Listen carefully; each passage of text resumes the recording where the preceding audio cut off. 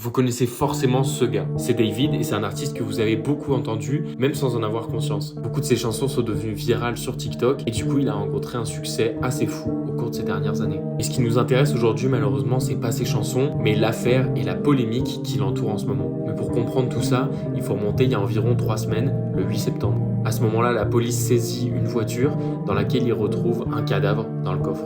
On va découvrir que cette voiture lui appartenait et du coup les soupçons vont s'éveiller. Mais très vite il va essayer de calmer les choses, à ce moment-là il est en tournée et il annule 2-3 dates pour pleinement coopérer avec la police. On se dit que le gars est transparent, si ça se trouve on sait pas, ça peut être un malentendu. Surtout qu'au début l'info est pas claire parce que la police croit que c'est la voiture du manager de David. Sauf qu'en fait le corps est identifié comme appartenant à une jeune fille qui s'appelle Céleste.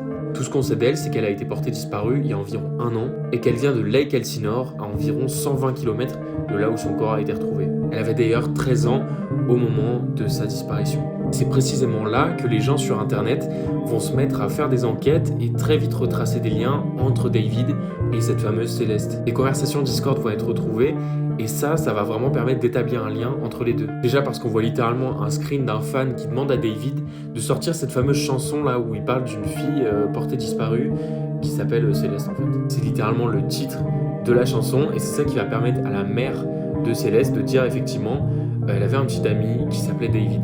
Donc là, le lien entre les deux est clairement prouvé, mais ça va pas s'arrêter là. Parce qu'on retrouve une autre conversation où un utilisateur lui demande s'il a une petite copine, soit quoi il va répondre que oui, et qu'en plus elle est enceinte et qu'ils attendent un bébé.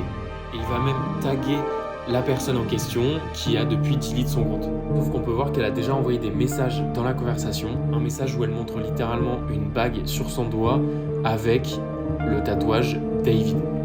Elle s'est tatoué son prénom. C'est littéralement indéniable, il n'y a rien à faire contre ça, les preuves sont accablantes. De ce qu'on essaie, c'est évident, on ignore juste ce qui s'est passé pour qu'ils en arrivent là. Et ce qui va être encore plus macabre, c'est de retracer le tout et de se rendre compte que depuis le début, David se met des indices dans ses chansons. Ça, il le faisait même avant qu'on découvre la mort de Céleste. Parce que sur Insta, il a teasé son prochain album en disant qu'il sortirait le 7 septembre, soit le jour de l'anniversaire de Céleste. Ce jour-là, elle aurait eu 15 ans, ce qui fait qu'elle est née en 2010, donc vous comprenez un peu l'écart d'âge déjà entre les deux. C'est pas tout parce que 15, c'était aussi le nombre de chansons que contenait l'album. C'est trop bizarre, même des titres de chansons comme Romantic Homicide ou des choses comme ça peut pas être au hasard. Bref, n'hésitez pas à me dire ce que vous en pensez parce que moi je suis complètement perdu avec cette affaire, il y a trop de choses. J'espère que j'aurai quand même réussi à bien vous raconter et vous resituer un peu.